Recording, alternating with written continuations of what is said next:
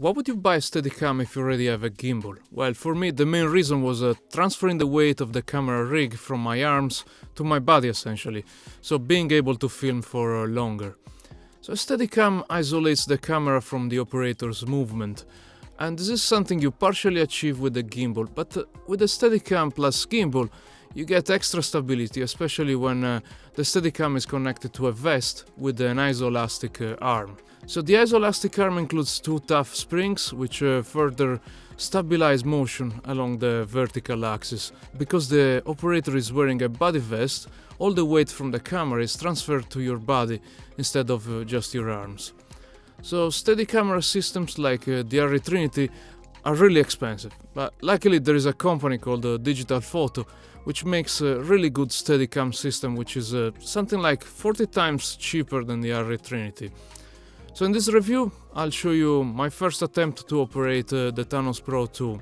The reason why I filmed this is because I wanted to give you a taste of how easy it is to set this up, even if you've never used a Steadicam before. And in the second part of the video I'll show you a field test. What I really liked about this setup is that for tracking shots you don't need to walk backwards, but you can simply rotate your camera and walk forwards. So here I'm using my mobile phone as a monitor, and the connection is done wirelessly through the DJI Raven Eye. So overall I'm really impressed with the build quality, and given that this is being sold for as little as £1,000, it's really worth getting it. Okay, so the reason why I wanted to get this Thanos Pro 2 is because essentially you get tired. So if you use something like this, you're gonna get tired after some minutes. This is a DJI RS2, this is a monopod, and this is a Blackmagic Pocket Cinema camera 4K. So what I will do now is that I want to do a test, start counting now, and see how long I can last while holding this camera. So the way I would operate this is that I would hold it like that, so that gives, it's a sort of a Steadicam. You can do plenty of things, like you can bring it down, you can bring it up, you can go up. So it's quite handy, and then also when you want to rest you just put it on the floor, but then it won't stay, might fall down. So if you need to rest, then you need to place it on clamps or need to ask someone to hold it for you. So let's see how long I can last with this thing. So let's say I was operating this thing, now we're like 1 minute. If you hold this for a long time, you might be able to do like some shots, maybe 3-5 minutes, and then you're gonna get tired. Especially you're gonna start feeling pain in your back, then of course your arms. Yeah, I'm starting to feel pain in the back, here in the lower part. So that's the main reason why I wanted to get this Thanos Pro. Alright, so I would say after 2 minutes, maybe 3 minutes, you start getting tired and you need to rest it somewhere. So if I just leave it like this, it's gonna fall. So I would need to, I've got some clamps, I would need to connect it to some clamps which are connected to my cart, or I would need to ask someone to hold it, or I would need to remove it from here and then place it on this tripod thing and just put it here. Okay, so let me unpack this DigitalFoto Thanos Pro. So the first thing I want to say is that I was a bit worried because the manufacturer is based in China, so I thought might be able to get this in maybe 1-2 months, but instead it turns out that they have an office here in the UK. So I placed the order, I think it was Monday, I got this parcel on Wednesday, so that was super fast. Price wise is about £1,200, which is great. It's way cheaper than professional alternatives like from Mari, Trinity. Okay, so let's open this this box. This. So the good thing is that you get this carrying case, which is great. Let's see what's inside. Okay, so this is the vest.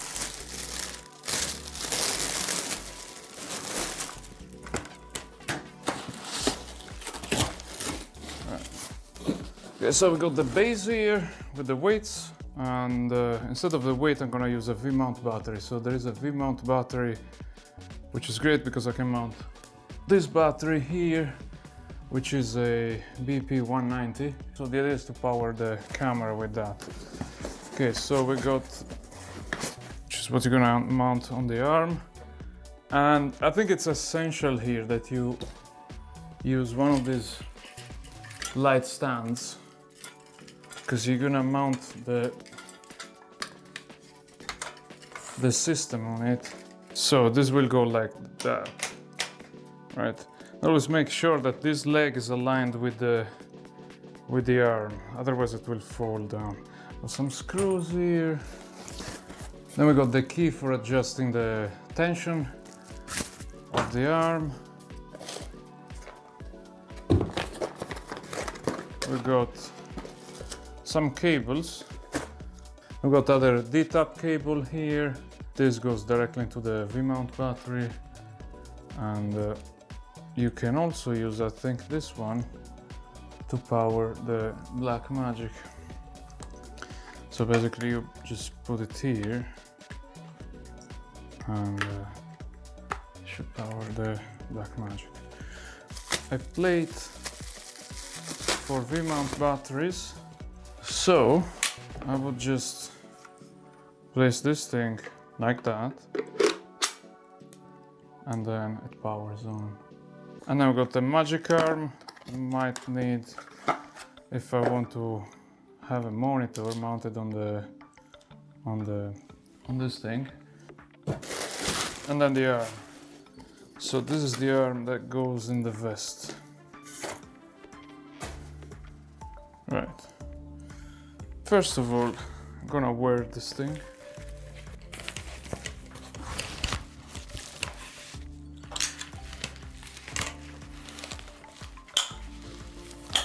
Looks like it was adjusted for my...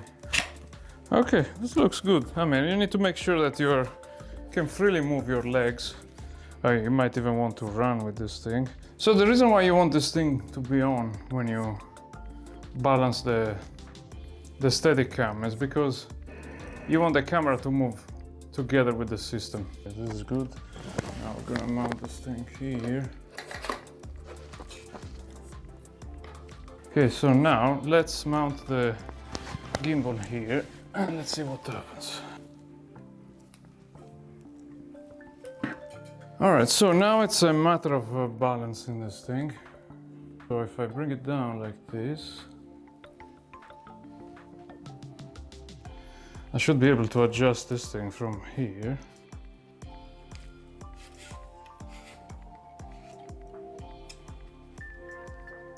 And I should be able to adjust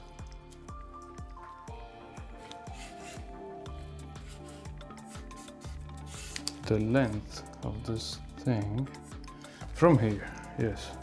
Now this is amazing because it's cool. Because you can either balance it like that, right? But you can also balance it from here. So now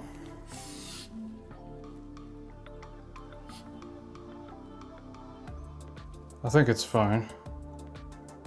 I just want a rough thing. If the thing rotates, you can put extra weights. But it's not even rotating. I think it's kind of alright. Okay, so it's moving a little bit. Okay, so this is done. Now, once this is done, just bring it back here. And now, of course, it's balanced horizontally. You would do a separate calibration for balancing it vertically. Need to mount this thing here. It's always good to have someone that helps you, right? Because this thing might move around. It's always good to have an assistant, but now I don't have anyone, so let's see if I can manage myself. So I would need to take this thing and then mount this thing in arm, which is like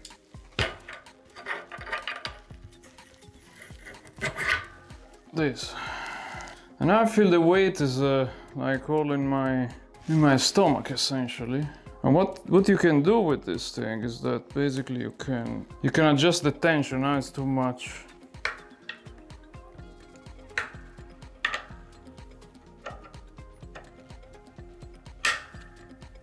Okay, I think it's done. I need to test it outside. So I will do a better balance and I will test it in a few days. Let's see what I get. But I think it's like the weight, I can rest my arms kind of. Let's say that if this was balanced vertically, it's not now. I would be able to, the way I feel it is like, I need to lay a little bit backwards, a little bit, to keep it. And you feel the weight in your, you feel the weight in your waist, which is alright. I don't really feel any pain in the back, to be honest. You can rest your arms like this, and yeah. So if you let it go, it tends to move like that, unless you stay like this. And now the gimbal is dead, but other than that, this is my first test, and it was very easy to set up. I never used this thing before. I think it's pretty straightforward. This battery, V-mount battery solution is great because you can power the camera for a very long time. So here I got a Sony battery,